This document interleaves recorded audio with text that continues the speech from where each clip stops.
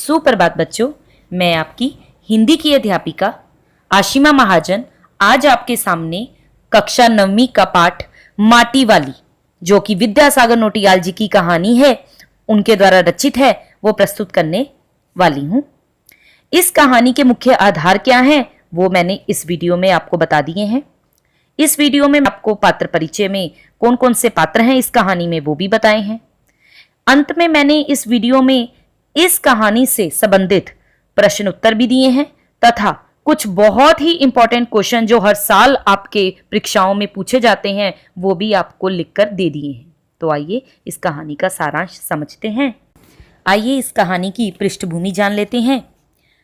टिहरी में भागीरथी नदी पर बहुत बड़ा बांध बना, जिसमें पूरा टिहरी शहर और उसके पास के अनेक गांव डूब गए। पहले जो लोग अपने घरों व्यवसायों से जुड़े थे, उनके सामने अचानक विस्थापित होने का संकट उपस्थित हो गया। माटी वाली कहानी भी इसी विस्थापन की समस्या से जुड़ी है।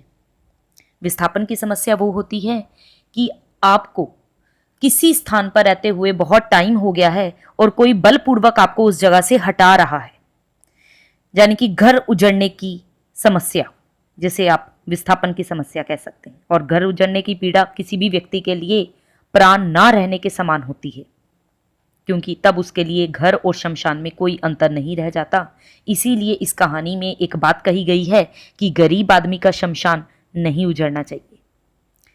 जी हाँ बच्चों, टिहरी बांध की बात की गई है इसमें। तो टिहरी बांध जो है वो उत्तरांचल राज्य में भागीरथी नदी पर बना है।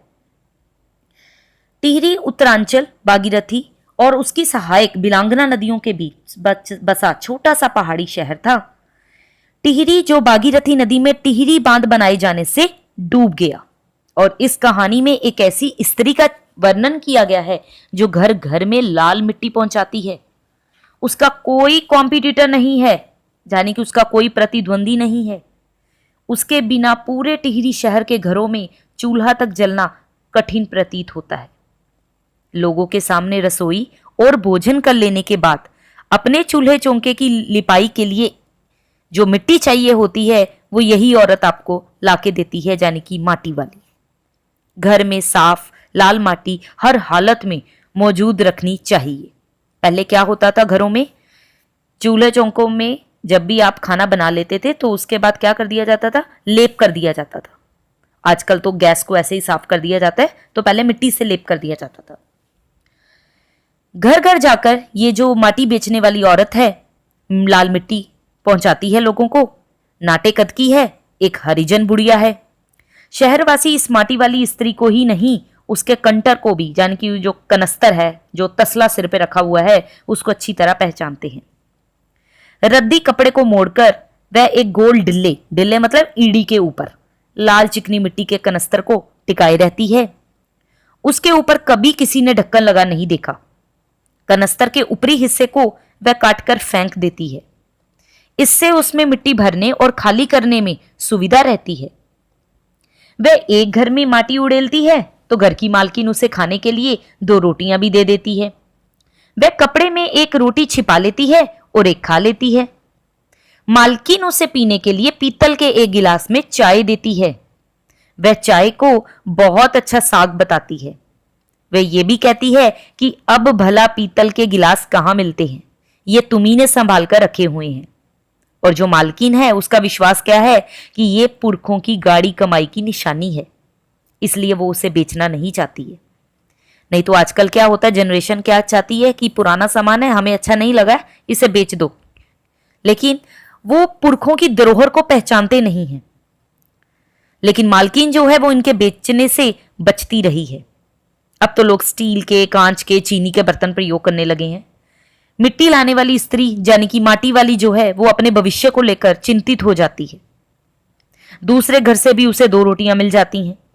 उन्हें भी उसने कपड़े के छोर में बांध लिया है।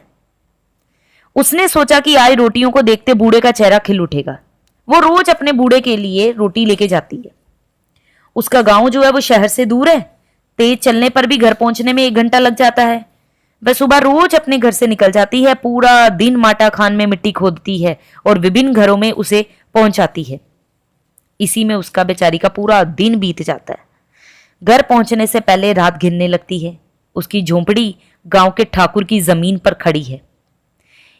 इसकी एवज में उसे उसके घर भी कई काम बेगार में करने पड़ते हैं। बेगार मतलब बिना पैसे लिए हुए।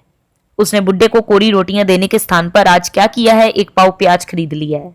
उसने सोचा कि वह प्याज कूटकर उसे तल देगी, वह सब्जी के साथ 2 रोटियां परोस देगी, क्योंकि रोज अक्सर क्या होता है, वो सूखी रोटी ले जाती है और उसे खिला देती है। और जो बुड्ढा होता है वो भी उसके इंतजार में बैठा रहता है कि कब आएगी, उसका ध्यान भी लगा रहता है ताकि अपने बूढ़े पति का वो पेट भर सके। तो वो भी बूढ़ा पति जो है उसकी प्रेम की भावना को समझता है।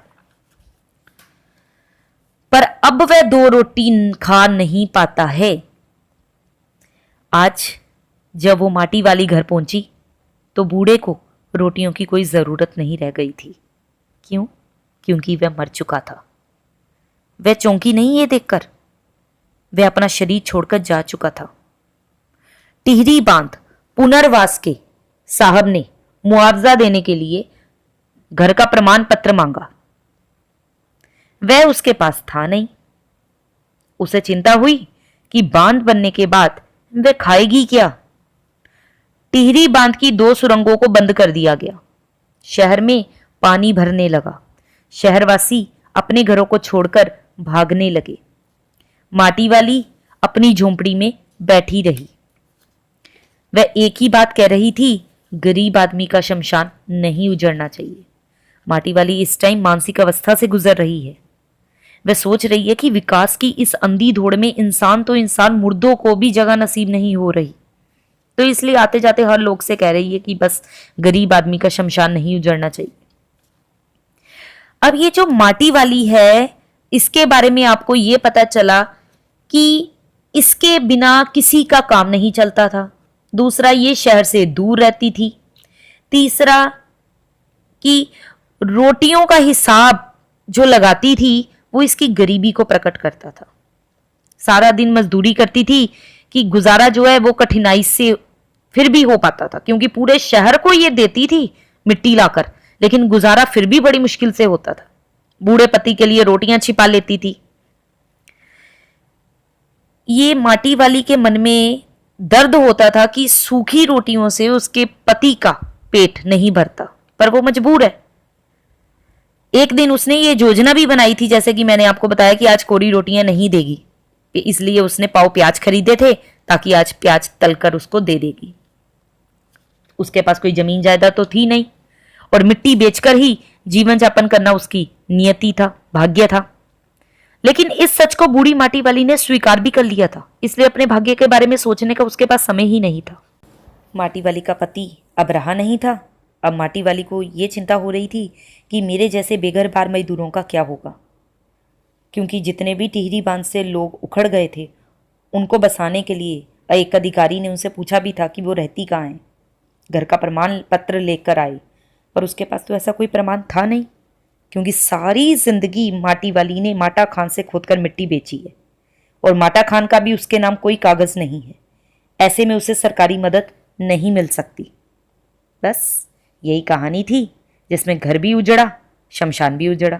टिहरी बांध बनने लगा, लोग आपादापी में घर छोड़कर भाग रहे थे।